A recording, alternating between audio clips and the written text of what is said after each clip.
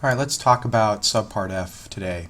Subpart F is a regime under the U.S. tax system that's designed to try and eliminate abusive tax transactions. And perhaps what we should do is start with a fairly simple organizational structure where I have a parent company, and I'm going to say the parent company is in the U.S. It then in turn has some subsidiary. And the foreign subsidiary will be, and we'll just say country A. It's not the U.S., it's some other country. And it's going to have a customer, call that customer in country B. And in its most basic sense, what the IRS looks to do is the simplest transaction. In this case, the simplest transaction would be if the parent company were to sell goods and services, or let's stick specifically to goods, sell goods to the customer in country B directly from the U.S. And if that happens, then the customer turns around and will pay the U.S. for those goods and services. And mathematically, the way that would show up on a tax return is sales minus the cost of sales. That would equal our gross margin. And at the end of the day, this gross margin number is the amount that is subject to U.S. tax. However, some creative individuals have determined that if you were to, in fact, take your goods, sell them directly to your subsidiary in country A, and have your subsidiary in country A then in turn sell them to your customer could pay your subsidiary, and the foreign subsidiary then in turn could pay the U.S. I guess just so we're clear here, this is your foreign subsidiary. And what ends up happening then is the foreign subsidiary ends up, let's assume in this first example that I had $100 of gross margin, and the full $100 of gross margin is occurring in the U.S. Well, in scenario 2, what ends up happening is a portion of the gross margin is retained in the foreign subsidiary. So let me change the colors here so we can see this. But in the foreign country, let's say for example, I end up with $70 of gross margin in the foreign company, and in the U.S. I end up then with $30. Now you may say that that may or may not be tax advantageous. For example, if the foreign country has a tax rate equal to or greater than the U.S. rate, then there's no advantage. But let's assume for a second that there is some advantage tax rate wise in the foreign country. What that means is that by doing this transaction in this manner, you are able to have 30% of the gross margin recognized in the U.S. at 35%, and you're able to have the balance, the $70 of profit, 70% of the gross margin recognized in the foreign country, and let's just say that this rate is 10%. So I save 25% tax on the $70 that's retained in the foreign subsidiary. That's a fairly significant benefit, a fairly significant opportunity. So with that, the government has said, yeah, we believe that to be an abusive transaction, and as an abusive transaction, we're going to look to take the $70 of income recognized by the foreign subsidiary and treat that as a dividend back up to the U.S. parent.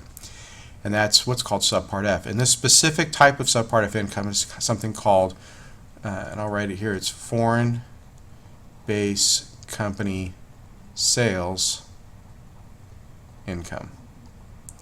Not to be confused with foreign base company services income, which we can go through on another video, but this is FBCSI, where the S is for sales. Now, mechanically, what the IRS is worried about here is abusive transactions. And so the IRS has said, well, there's likely 3 scenarios here where it's not abusive. And the 3 scenarios are, first, if FS is actually a manufacturer. If the foreign subsidiary is a manufacturer and it's buying goods from the U.S. parent, subjecting them to some manufacturing in country A, the country that the foreign sub is organized in, and then selling a different product to the customer in country B, then there seems to be a reason to have the foreign sub there that's not tax motivated. Specifically, there's manufacturing occurring there.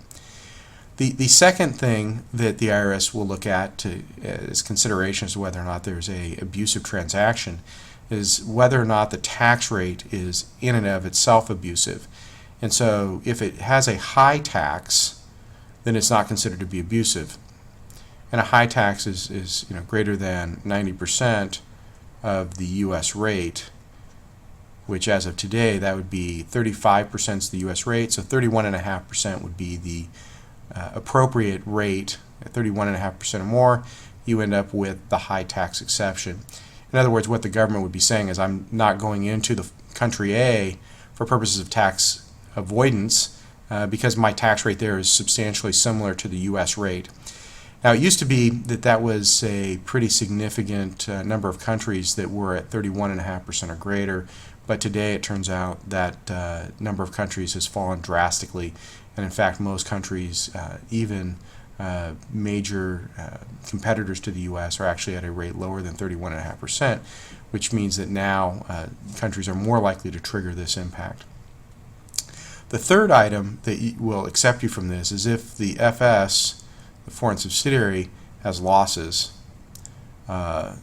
Losses meaning it is not recognizing $7 of profit, but rather maybe it has a $70 loss.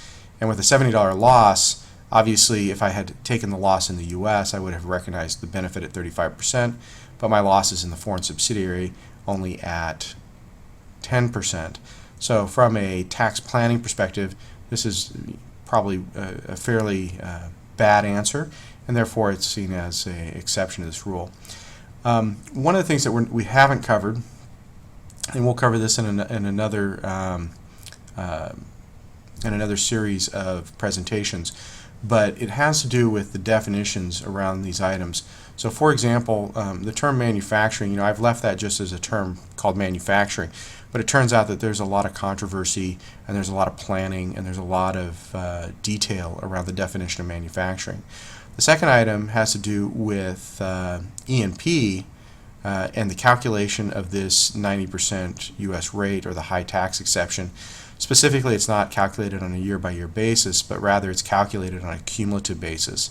Therefore, you have to be very careful not to use just the statutory rate in any one year, because the statutory rate for that year may turn out to be substantially greater than or less than that rate on a cumulative effective tax rate basis. And so that we'll talk about. By the way, those rules are the same rules that are used for foreign tax credits. And then following the following item, the losses, these losses are based on U.S. tax principles, not on the foreign country tax principles. And what that means is that you have to be very careful not to use the local country statutory books or the local country tax returns to calculate whether or not you have a loss, but rather you have to use U.S. GAAP and then adjust the U.S. GAAP numbers for U.S. tax principles. And so you can have situations where you are running profitable, or it appears to be profitable based on one measure, statutory books, but under U.S. tax rules you have a loss, and vice versa. You could be running at a loss under your statutory books, while at the same time for U.S. tax purposes, depending on your methods of accounting, you could actually end up with income.